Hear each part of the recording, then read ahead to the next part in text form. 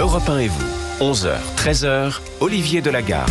Midi 3 dans Europe 1 et vous, nous avons abordé les JO du point de vue sécuritaire, du point de vue économique et même international avec nos deux journalistes étrangers. Place maintenant aux Jeux paralympiques et nous recevons à présent Jean Minier, directeur des sports du comité paralympique et du sport français. Et oui, notez bien cette date sur votre agenda. Ce mercredi 28 août, c'est ce jour-là que débutent les Jeux paralympiques de Paris. Ce sera la cérémonie d'ouverture jusqu'au 8 septembre. Pendant 11 jours donc, 4400 athlètes vont s'affronter sur 19 sites de compétition, les mêmes que ceux des Jeux Olympiques pour les personnes valides. Bonjour Jean Minier. Bonjour. Merci d'être avec nous en direct sur Europe 1. Dans quel état d'esprit êtes-vous à 8 jours de la cérémonie d'ouverture ? 15. Oui, à une quinzaine de jours de la cérémonie d'ouverture, on est très excités, bien sûr. Ah oui, à 15 jours, excusez-moi, je suis complètement... Vous avez pressé que ça recommence. Vous êtes pressé que ça recommence. Tellement pressé de voir ces Jeux paralympiques que j'ai raccourci les délais. Voilà, on est dans le même état d'esprit, on est vraiment pressé aussi. On a vu le côté absolument exceptionnel de l'organisation des Jeux Olympiques. On a vu aussi les résultats fantastiques des équipes de France olympique. Et donc, je crois que les athlètes sont vraiment pressés d'en découdre et de pouvoir continuer ce très bel élan qui a été donné par l'équipe olympique. Mais le fait que les JO aient été un grand succès, ça vous porte ou bien est-ce que ça vous met pas un petit peu la pression aussi ? Les deux, je dirais que la pression, il en faut. On a besoin de cette pression-là. Je crois que les résultats, ils vont venir aussi parce que on va avoir cette pression à assumer d'une équipe de France paralympique conquérante et à la hauteur de son homologue olympique. Donc non, je crois que cette pression, elle est tout à fait bonne et tout à fait de bon augure. Après, non, faut pas s'inquiéter. Les athlètes, ils sont prêts et ils n'ont plus qu'une envie, c'est que le top départ soit donné. Bon, alors Jean Minier, on n'est pas forcément au courant de toutes les épreuves. Qu'est-ce qu'il va y avoir ? À quoi va-t-on pouvoir assister ? Combien d'épreuves différentes ? Combien d'athlètes français ? Il va y avoir 237 athlètes français dans 22 sports. Les 22 sports au programme, c'est la première fois de l'histoire des Jeux paralympiques que la France sera représentée dans l'ensemble des sports au programme. Je crois que c'est bon de le souligner. Et ces sports sont répartis effectivement en sports de premier 5 jours et deuxième 5 jours. On n'est pas vraiment sur 2 semaines, nous, de compétition, avec quelques sports qui sont sur toute la durée, qui sont notamment le tennis de table, la natation et l'athlétisme, qui sont des grands distributeurs de médailles, puisque par le jeu des catégories de compétition avec lesquelles vous allez vous familiariser pendant ces 10 jours, ce sont des sports qui distribuent beaucoup de médailles. Alors, c'est des athlètes qui sont handicapés, porteurs d'un handicap, que ce soit physique ou mental, il faut le préciser. Physique, visuel ou mental, effectivement, les 3 grandes typologies de handicap qui seront représentées. Un petit mot du public en termes de réservation, où est-ce qu'on en est ? Ça, c'est l'effet Jeux Olympiques qui est en train d'opérer. Il y a une vente de billets qui est très très importante actuellement, autour de 30 à 40 000 billets par jour. Et c'est bien parce que avant le début des Jeux Olympiques, le comité d'organisation n'avait vendu qu'un tiers des billets, environ 1 million de billets vendus. Et là, durant les Jeux Olympiques, vraiment la magie opère et les Français, les Parisiens, mais pas que les Parisiens, ont vraiment envie de continuer la fête et de profiter de ces Jeux paralympiques. Ils ont raison, parce qu'il va y avoir les mêmes écrins en termes de sites de compétition et les mêmes émotions, puisque les Français sont prêts à faire vibrer le public. Et d'un mot, qu'est-ce qui est complet ? Où est-ce qu'il reste encore de la place ? Qu'est-ce que vous nous conseilleriez de faire ? Alors, ce qui est à peu près complet aujourd'hui, c'est notamment le triathlon, parce qu'il y a très peu de place dans les tribunes du triathlon, du paratriathlon, mais par contre, le long du parcours, il y a tout à fait de la place et c'est gratuit. Sinon, il y a de la place partout. Il faut se dépêcher un peu sur les sites dans lesquels les jauges sont... Tennis fauteuil à Roland-Garros, il reste encore un peu de place ou pas ? Tennis fauteuil, il reste de la place. Le CC Foot sous la Tour Eiffel, là où était le beach volleyball pendant les Jeux Olympiques, il reste de la place. Il reste de la place, bien sûr, au Stade de France. Dans la piscine paralympique, il reste aussi de la place. Donc, n'hésitez pas. Je pense que les premiers niveaux de billets autour de 15 € commencent à être sold out, mais les deuxièmes niveaux de billets sont autour de 25 €. Et donc, il y a encore vraiment des possibilités, à moindre coût, d'aller voir les sites olympiques en configuration paralympique et surtout encourager les athlètes paralympiques français et étrangers. Jean Minier, vous restez avec nous, mais on a en ligne Béatrice S. Bonjour. Bonjour. Très heureux de vous avoir au téléphone. Vous êtes paranageuse, vous êtes même la Française la plus titrée 26 médailles. D'histoire des Jeux paralympiques avec 26 médailles. Dont 20 d'or. Ouais. Entre 1984 et 2004. Hein, c'est bien ça, Béatrice S. On dit pas de bêtises. C'est ça. Bon. C'est cela. Alors donc vous allez évidemment, on l'imagine bien, assister avec gourmandise à ces Jeux paralympiques. Oui. Qu'est-ce que vous en attendez ? Eh bien, en fait, par rapport à mon expérience, j'en attendrais un peu à l'image de ce que j'ai connu à Sydney, où on faisait la queue pour rentrer même dans les séries. Nous étions étonnés de voir ces tribunes pleines, et c'est ce que j'espère, c'est-à-dire le même engouement. C'est vrai que je crois que la France a énormément évolué et les Jeux olympiques ont démontré que les Français aiment le sport et aiment le sport dans toute sa splendeur, et que ça soit olympique ou paralympique, c'est le sport qui est important, c'est la performance que fait les athlètes, et c'est ce que j'avais connu à Sydney, c'est ce que j'espère et que je souhaite pour Paris. Sydney, c'est votre meilleur souvenir? Ce sont des Jeux paralympiques qui ont été parmi les plus réussis de l'histoire pour vous? Pour moi, oui. Même si Barcelone a été le déclic, c'est Sydney, parce que ils avaient cet esprit anglo-saxon sans différence, où on mettait un fauteuil en grand sur un building, où il y avait une Barbie en fauteuil de course. Je veux dire, il n'y avait pas de clichés.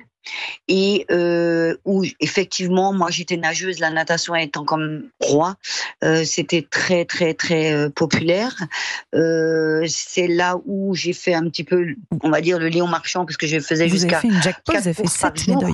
Vous avez fait un jackpot, vous avez fait un jackpot de 7 médailles à Sydney, Béatrice. Pour les auditeurs qui ne le connaissent pas, vous avez ramené, c'est votre record de médailles sur les 5 Olympiades auxquelles vous avez participé.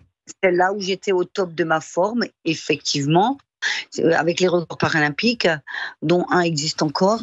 Et en fait, je me suis préparée un peu à la Léon Marchand, c'est-à-dire j'ai cherché le meilleur de moi-même, c'est-à-dire dans ce cas-là, c'était chez les valides. Je m'entraînais jusqu'à 12 km par jour. Et en fait, même... 12 km de nage, faut le... Déjà de marche, faut le faire, alors... Ouais, et 35 personnes. Et en fait, c'est vrai que ça a payé. C'était difficile. On n'y croyait pas au départ, mais effectivement, c'était un petit peu. On a ouvert la voie vers ce qui était la haute performance. Et maintenant, de nos jours, pratiquement aucun athlète ne peut prétendre, on va dire, à l'international, si effectivement il part pas sur de la haute performance de la même manière. Et puis, moi, je sais que j'avais jusqu'à 6 courses par jour, des fois, où il fallait faire des records par rapport à des séries, des demi-finales, des finales, pour plusieurs courses. Aussi, exactement, et il fallait tout travailler mentalement, sachant que les entraîneurs qu'on avait en équipe de France n'étaient pas nos entraîneurs habituels de tous les jours, quoi. Béatrice S, on parlait de jackpot, pardon, d'être peut-être un petit peu trivial, mais vous avez eu 26 médailles en tout. Vous avez vu que cette année, aux Jeux Olympiques, les primes pour les vainqueurs français seront les mêmes que pour les athlètes valides. 80 000 € de primes pour une médaille d'or. Vous avez eu droit à ça quand vous avez gagné vos médailles? Non. Alors, il faut bien remettre les choses en place. Pas du tout. Je suis pas riche à ce niveau-là. Non. C'est dommage, parce que 26 médailles. Ouais. Je suis riche d'expérience. Par contre, c'est vrai que après j'ai été élue au comité paralympique des athlètes et je me souviens qu'à Turin, avec Jean-François Lamour, qui était alors ministre, nous avions discuté justement quand on a vu la descente hommes, en disant ben voilà, est-ce que c'est logique de voir ces hommes descendre l'un derrière l'autre, il y en avait jusqu'à 50 pour une médaille d'or, et ne pas avoir la même attribution. Et à ce moment-là, on a changé les règles et c'est à partir de Pékin 2008 où on a fait un décret qui disait que la prime paralympique était la même en médaille que olympique. C'est vrai que j'aurais pu à ce moment-là me dire je repars parce que je faisais encore les minima. Je les ai fait même pour Tokyo. Mais non, je crois qu'à un moment donné, si c'est pour avoir une supposée médaille, parce qu'il y a quand même des jeunes derrière, que le sport de natation est un sport de jeunes, et c'est logique, hein, eh bien, je ne l'ai pas fait, mais par contre, je suis très heureuse que ça a été fait après, et que maintenant, l'évolution, une seule et même équipe de France, les mêmes primes, mais il faut montrer qu'on est des bons. Pour nous, on est des athlètes. Il ne faut pas penser qu'il n'y a pas de différence, et qu'il n'y a pas de différence entre les athlètes et les parathlètes. Il ne faut pas. Vous restez avec nous, Béatrice S. Vous restez avec nous, Jean Minier. La conversation et l'émission se poursuit. On va continuer à parler des Jeux paralympiques avec vos deux invités, Olivier Delagarde, Jean Minier et Béatrice S. On revient tout de suite. 11h, 13h. Olivier Delagarde sur Europe 1. Il est 12h17 dans Europe 1 et vous, et on continue de parler des Jeux Olympiques, mais là, cette fois-ci, des Paralympiques, pardonnez-moi, qui arrivent d'ici 15 jours. Et pour en parler, eh bien, nous avons avec nous deux invités, Olivier Delagarde, Jean Minier, directeur sport du comité paralympique et sportif français, et Béatrice Hess, ancienne championne de paranatation, qui était d'ailleurs, on l'a pas dit, notre porte-drapeau de la délégation française paralympique à Atlanta en 96 aussi. Et Jean Minier, sportivement, est-ce que le niveau de cette délégation d'athlètes français paralympiques est comparable à celui de nos grands voisins? J'ai vu que l'ambition, c'était de rentrer seulement dans le top 20. Je vous rappelle qu'au JO, on est arrivé 5e nation. Alors, je ne sais pas où vous avez vu que vous avez lu ou entendu que l'ambition était de rentrer dans le top 20, parce que c'est pas du tout l'ambition. Alors, j'ai dû lire de travers. Non, mais peut-être y a-t-il eu cette erreur dans une communication. Non, notre ambition, c'est de rentrer dans le top 8, les 8 premières nations mondiales, sachant que nous étions 14e à Tokyo, donc c'est déjà une belle marche à franchir, et avec une ambition de rentrer dans le top 8, et plus si les choses veulent bien s'aligner, puisque notre ambition ultime dans un second temps, c'est de pouvoir se rapprocher du top 5, de ce qu'ont fait nos homologues olympiques, et je tiens à les en féliciter lors de ces Jeux Olympiques de Paris, mais ça, ce sera peut-être plus pour Los Angeles, à moins que l'effet jeu à la maison fasse son effet dans de grandes dimensions pour ces Jeux de Paris. Mais oui, notre objectif, c'est d'être dans le top 8, ce qui voudrait dire doubler le nombre de médailles d'or, que nous avions eu 11 médailles d'or à Tokyo. Là, il s'agit de viser une vingtaine de médailles d'or, puisque c'est sur les titres que se calcule le rang des Oui, et pas sur le nombre de médailles. Certains trouvent ça d'ailleurs un petit peu curieux. Béatrice S, vous êtes toujours en ligne. Est-ce que vous trouvez qu'on aide suffisamment ces athlètes paralympiques? Vous avez vu qu'on a fait beaucoup pour les athlètes valides à ces JO, qui ont obtenu d'ailleurs des résultats magnifiques. Est-ce que on vous aide suffisamment? On vous aidait? Alors, moi, je suis maintenant repartie sur un autre sport qui correspond à mes capacités et à mon âge, ce qui est totalement logique. Et c'est l'avantage dans l'handisport, c'est qu'il y a toutes sortes. Mais si je regarde en arrière, par rapport à ce qui a existé Oui, il y a eu beaucoup d'efforts de toutes parts pour permettre aux athlètes d'avoir ce que nous n'avions pas, par exemple, des aides au niveau euh, mental, des aides d'entraînement. Il y a des pôles qui existent, natation, basket. Nous, on connaissait pas ça et je trouve ça génial parce que ça permet vraiment de travailler ensemble, d'être suivi, d'avoir vraiment des recherches aussi sur la performance, sur le matériel. Hein. Et ensuite, il ne faut pas oublier les 13 disciplines qui sont inclus, on va dire, avec les disciplines valides, où effectivement, par exemple, bateau, ou en aviron, j'ai fait du kayak et tout ça, où on travaille sur le meilleur du matériel. Alors oui, il y a des aides aussi financières qui n'existaient pas, des aides humaines et financières. C'est vrai qu'on aura toujours besoin encore de un peu plus. Comme dit, on va de l'avant. Et si on regarde en arrière, on a fait énormément de progrès. Faut jamais dire que c'est parfait. Je suis d'accord, mais on a énormément progressé. Et je suis persuadée effectivement qu'on va arriver au top 8, comme le disait Jean Minier, parce que il y a vraiment eu un travail sur tous les sports cette fois-ci. Vraiment, toutes les catégories d'handicap, on n'a pas mis qui que ce soit sur le bord de la route, tout le monde y est. Il y a eu un travail vraiment d'équipe qui a été fait. Jean Minier, j'ai envie de vous poser la même question, même si elle est plus délicate pour vous, parce que vous êtes le directeur des sports de ce comité paralympique français, mais vous devez batailler beaucoup pour obtenir des crédits supplémentaires pour venir en aide à tous ces athlètes. Je trouve que c'est pas tellement par nous que passent les crédits d'aide à ces athlètes. Ces crédits ils sont directement attribués par l'Agence nationale du sport aux fédérations sur leur plan de performance et ces crédits depuis l'existence de l'agence, qui est assez récente puisque l'agence a 6 à 7 ans, ils ont été multipliés presque par 3.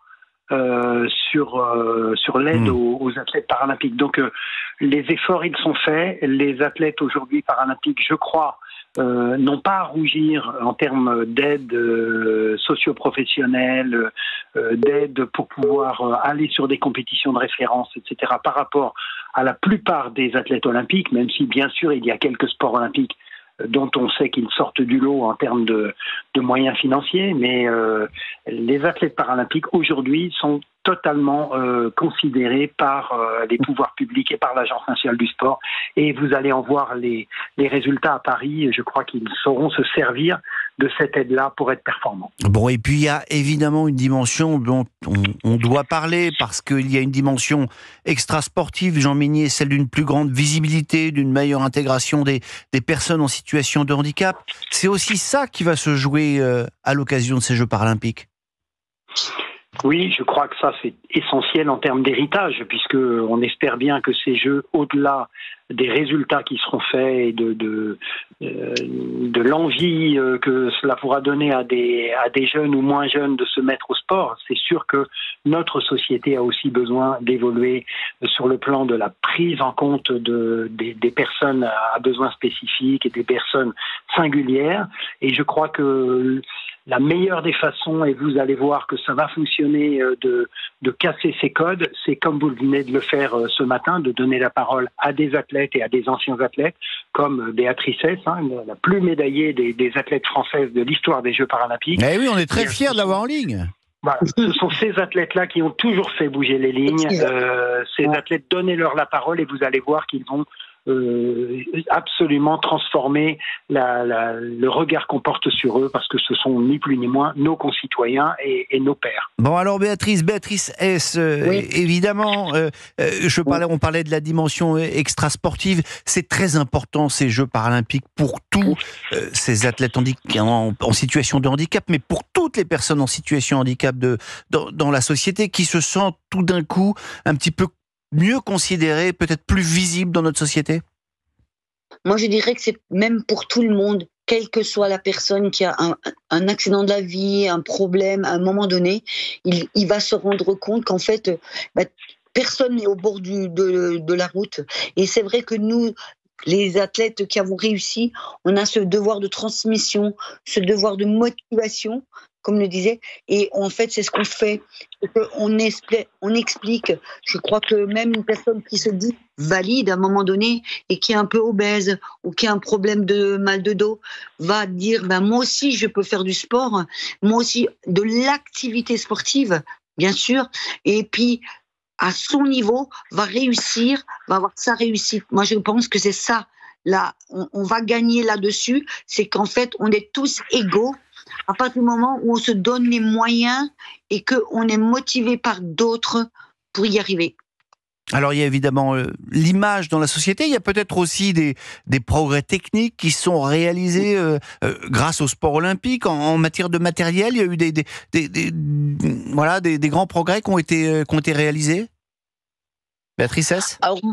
Alors moi, j'avais de la natation, donc les progrès techniques, ils sont moins visibles. Mais comme j'ai fait du kayak un peu, que j'ai fait d'autres sports entre-temps, actuellement du paracurling, mais je veux dire, effectivement, quand on voit tout ce qui est en carbone, qui n'existait pas dans le temps, les fauteuils, tout a été réfléchi bien en amont avec des ingénieurs, ce qui n'existait pas du tout vraiment. Maintenant, il y a même un travail de solidarité, on va dire, quand on voit dans certains sports en Europe, entre athlètes, pour réfléchir qu'est-ce qui va le mieux, comment on peut mieux concourir, que ça soit pour le marathon en fauteuil, que ça soit pour le handbike, donc le vélo pour les personnes en fauteuil, que ça soit pour les lames en course. Tout ça, c'est vrai que progressivement, on a performé, et ça, que ça soit dans la chaussure pour l'athlète valide, en athlétisme, ou dans la prothèse ou l'appareillage, on va dire, qui permet à la personne en situation de handicap d'être au meilleur de sa performance parce qu'il doit être à l'aise. Je pense que ça, oui, effectivement, Jean Minier sera mieux que moi pour le dire, mais je pense que de ce que je vois, il y a vraiment eu beaucoup, beaucoup de progrès. Eh bien, merci beaucoup à vous deux, Béatrice Hess, paranageuse. Je rappelle que vous êtes la Française la plus titrée aux Jeux paralympiques, 26 médailles en tout. Et puis, merci à vous, Jean Minier, d'avoir pris, vous aussi, quelques minutes pour être en direct sur l'antenne d'Europe 1, directeur des sports du Comité paralympique français.